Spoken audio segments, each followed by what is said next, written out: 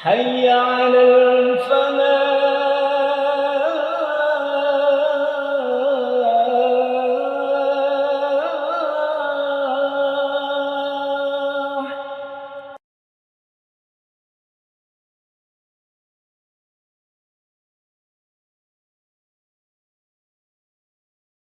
Assalamualaikum warahmatullahi wabarakatuh.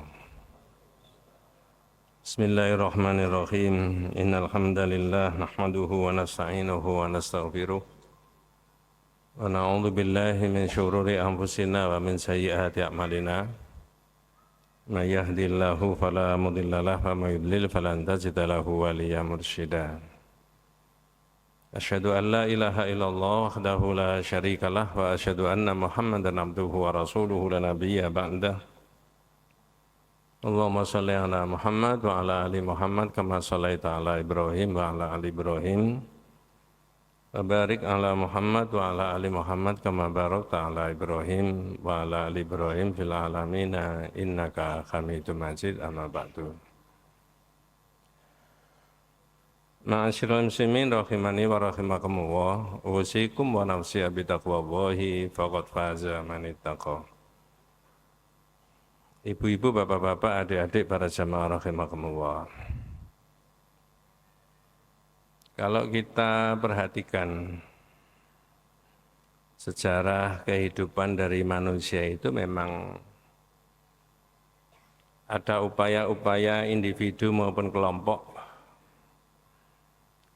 beretnis, bersuku, berbangsa itu agar mempertahankan hegemoninya, mempertahankan eksistensinya, mempertahankan lingkungannya. Oleh karena itu dalam bahasa yang sederhana, untuk mempertahankan itu diperlukan adanya sebuah senjata. Senjata itu fungsinya adalah untuk membentengi diri, untuk membentengi kelompoknya, sekaligus tanda petik untuk menghancurkan orang-orang yang akan merecoki itu. Mari kita lihat dalam marhalatun Nabi. Nabi kita Muhammad SAW itu kalau kita pelajari riwayat hidupnya, dalam event-event perjuangannya ada yang namanya marhalatul tauhid.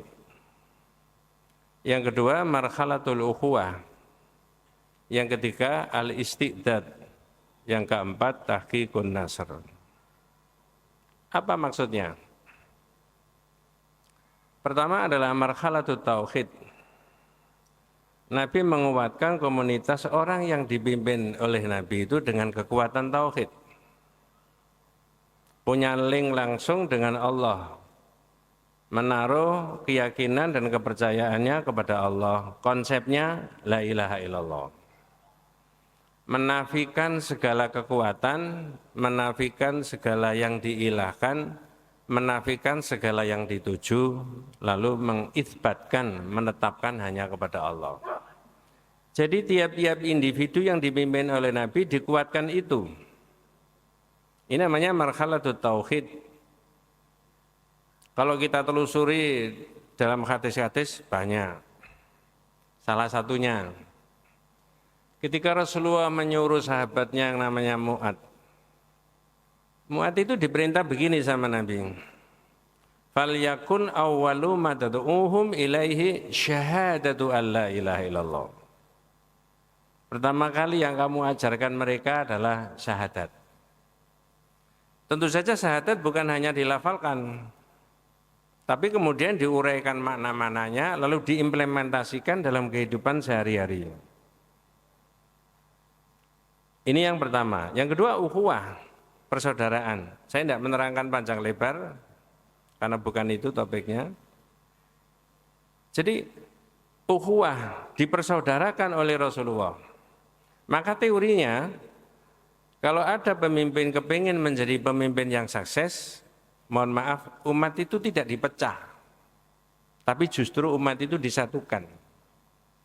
Tidak ada alasan kalau tidak mendukung seorang pemimpin yang punya komitmen betul berpihak kepada rakyat yang dipimpin. Seperti Nabi. baik kawan maupun lawan mengakui kejujurannya Nabi tadi. Salah satu temanya adalah mempersatukan umat. Antara orang Muhajirin dan orang Ansar, antara orang Aus dan Khazraj, antara orang Muslim dengan yang bukan Muslim, dan sebagainya dan sebagainya. Yang ketiga, al-istiqdad, persiapan untuk menghadapi orang yang akan merecoki. Sekuat-kuatnya institusi, sekuat-kuatnya masyarakat, sekuat-kuatnya yayasan, kalau pakai bahasa sekarang, sekuat-kuatnya negara, pasti ada orang lain yang ingin merecoki. Pasti itu.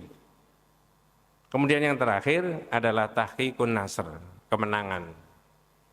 Mari kita gabungkan ini sebagai satu upaya untuk mempertahankan diri dan menghancurkan musuh tadi. Pakai senjata. Nah, orang Islam seperti yang saya sebutkan di awal tadi, ya, maka di dalam beberapa keterangan doa itu silahul mu'min wa imaduddin. Doa. Kenapa kok doa? Sekuat-kuatnya pertahanan secara fisik sebuah institusi, sebuah negara, sebuah komunitas masyarakat, ada orang lain yang lebih kuat lagi.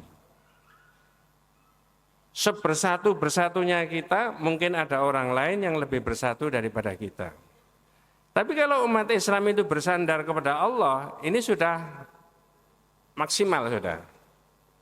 Tidak ada yang bisa dalam iman kita, tidak ada yang bisa mengalahkan kekuatannya Allah Subhanahu wa taala itu tadi. Ibu-ibu dan bapak-bapak, adik-adik sekalian. Nabi sendiri didhawuhi oleh Allah Subhanahu wa taala. Dan itu bukan hanya Nabi saja, bukan Nabi Muhammad sallallahu alaihi wasallam saja.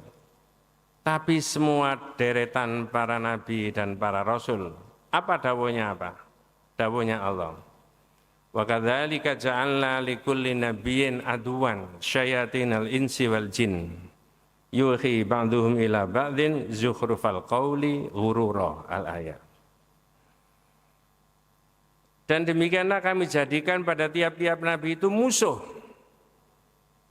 Terdiri daripada setan-setan dari unsur manusia dan jin. Saya potong dulu.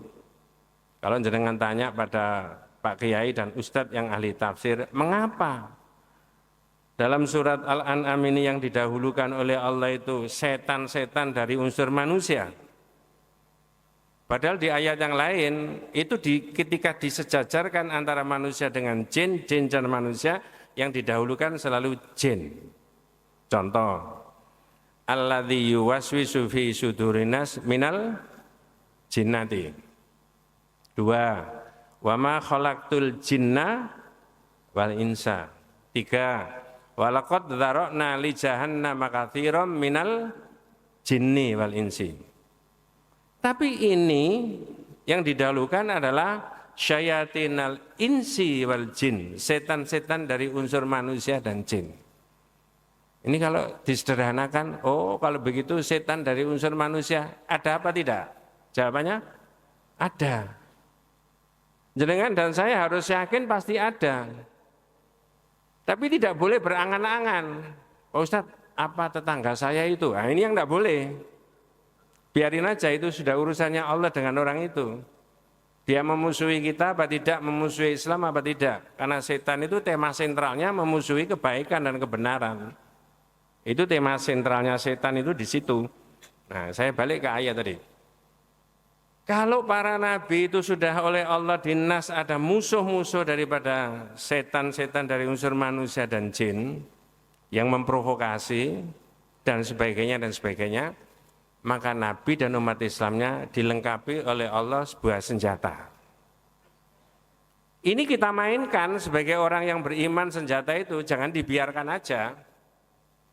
Kalau tidak dimainkan, orang lain akan memainkan senjatanya sendiri. Karena judulnya tadi senjata umat Islam. Apa senjata umat Islam?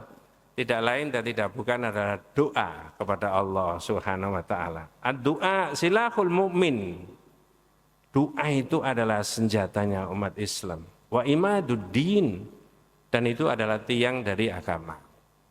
Saya beri contoh. Bapak-bapak, ibu-ibu dan adik-adik sekalian, saya rasa kita sudah sering kali mendengarkan ceritanya Fir'aun. Seorang pemimpin yang sangat spektakuler, kurang ajarnya maksudnya. Ya. Kalau hitung-hitungan secara akalnya manusia, secara teori, antara kekuatannya Fir'aun dan kekuatannya Nabi Musa, jelas Nabi Musa tidak ada apa-apanya. Tentara yang mereka kuasai adalah Fir'aun yang menguasai. Harta benda tidak terbatas banyaknya. Kira-kira kalau kalkulasinya sekarang, ya tidak bisa dikalkulasi sekarang. Mungkin lebih daripada 900 triliun barangkali begitu ya. Dan itu duit benar itu ya. Bukan duit hasil oplosan, nah, begitu maksudnya. Ya. Itu Fir'aun yang punya. Intelijen juga Fir'aun yang punya. Tentara Fir'aun yang punya. Ya. Nabi Musa punya apa? Tapi sudah dinas tadi adalah ada musuhnya.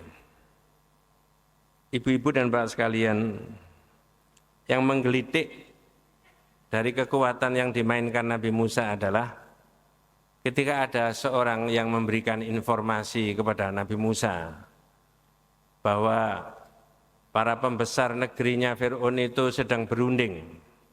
Kalau saya baca ayatnya, wajah rajulun min aqsal madinati yas'a qala ya Musa innal mala'a ya'tamiruna bika liyaqtuluka fakhruj inni laka minan nasihin.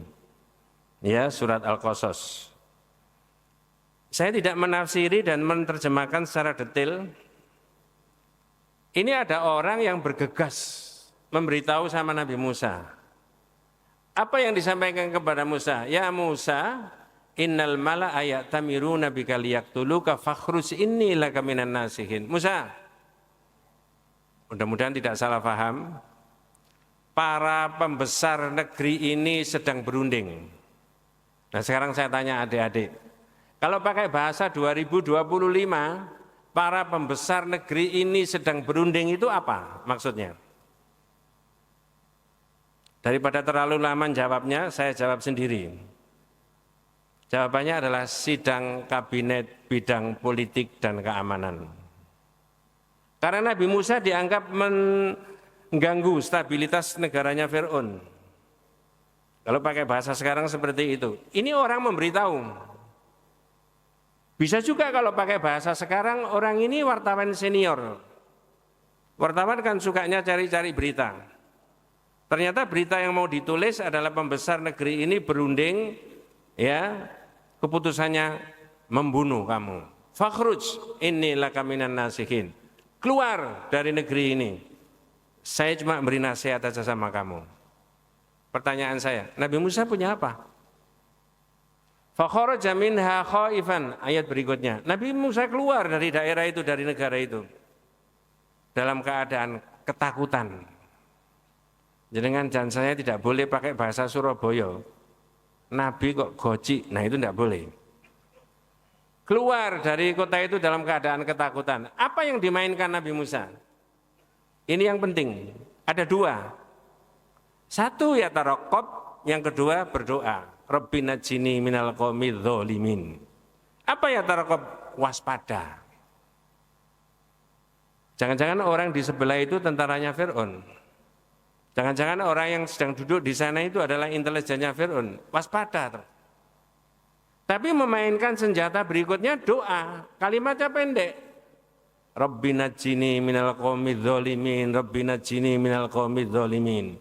Kira-kira itu yang ditirukan adik-adik kita di masjid-masjid itu. Tapi tidak termasuk Masjid Al-Falah. Wa ashghilidz zalimina bidzalimin. Ya. Dan sibukkan orang-orang yang zalim itu menzalimi mereka sendiri. Apa yang terjadi ketika Nabi Musa memainkan senjatanya doa itu tadi? Apakah Nabi Musa diungsikan ke negara lain? Tidak. Apakah Nabi Musa diberi mukjizat yang tidak bisa dideteksi oleh Fir'aun? Juga tidak. Tapi apa? Fir'aun yang ditenggelamkan. Selesai persoalan. Jadi jangan menyepelekan silahul mukmin itu tadi. Sudah diberi contoh para nabi dan para rasul. umat Islam dalam kapanpun bisa memainkan apa yang namanya senjata kaum muslimin itu tadi. Kalau kita melawan secara fisik rasanya kalah, tetapi kita diberi kekuatan oleh Allah itu. Satu poin lagi, Nabi kita Muhammad sallallahu alaihi wasallam ini luar biasa spektakulernya. Melihat personel yang tidak seimbang antara kekuatan orang kafir dengan kekuatan orang Islam. Nabi Muhammad baru 2 tahun di Madinah, Yathrib, tapi kemudian mau dihancurkan sama orang-orang kafir dalam perang Badar. Ya, dengan bisa ngenangan perang Badar di Ramadan. Begitu melihat jumlah yang tidak seimbang, Rasulullah apa? Istaqbalal qiblah, menghadap kiblat. Madda yadahu, mengangkat tangannya tinggi-tinggi, minta tolong sama Allah. Walaupun Nabi tidak menyebut doanya itu adalah doa istighothah, minta pertolongan, tetapi dijawab oleh Al-Quran pakai istilah istighothah. Apa doanya? Mudah-mudahan saya tidak salah menyebut. Allahumma hadhihi Quraisy ja'u bifakhriha wa khuyala'iha wa khayliha takhaduka wa tukadzibu rasulaka anjiz lima wa'atani anjiz lima wa'atani Allahumma intuhlik hadhil isabatu min ahlil Islam la tubat fil ardi abadan. Ya Allah, ini adalah orang kafir Quraisy. Mereka datang dengan kekuatannya, mereka datang dengan kesombongannya untuk memusuhi Engkau ya Allah dan mendustakan Rasul-Mu. Berikan yang Kau janjikan kepadaku, berikan yang Kau janjikan kepadaku.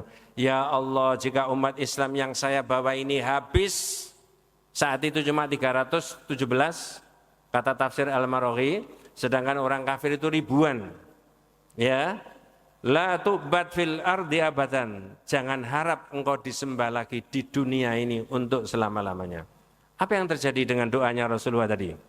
Nabi Muhammad memainkan senjata yang diberikan oleh Allah Subhanahu wa taala dalam bentuk doa.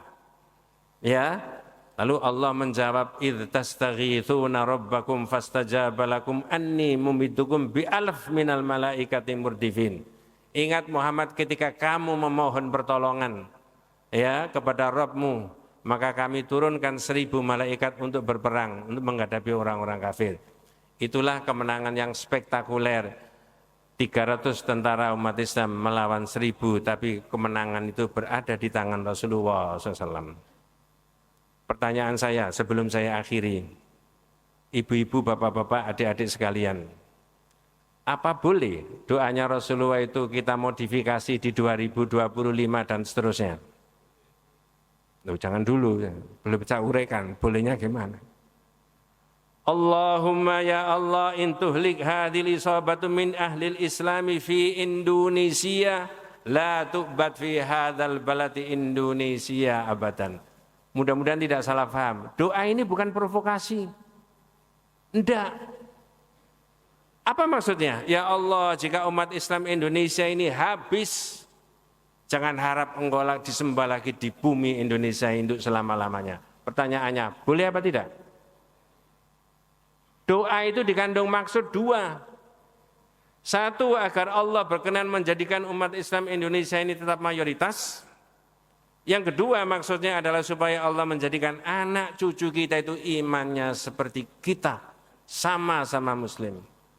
Siapa yang menjamin 50 tahun yang akan datang masjid ini juga masih ramai dikunjungi umat Islam? Tidak seorang pun. Mainkan senjata itu. Sampaikan senjata itu kepada Allah Subhanahu wa taala. Jangan dibiarkan saja senjata itu kemudian dikunci di gudang. Mumpung ini Ramadan. Kita mainkan senjata itu kepada Allah Subhanahu wa taala dengan harapan supaya Allah melindungi umat Islam.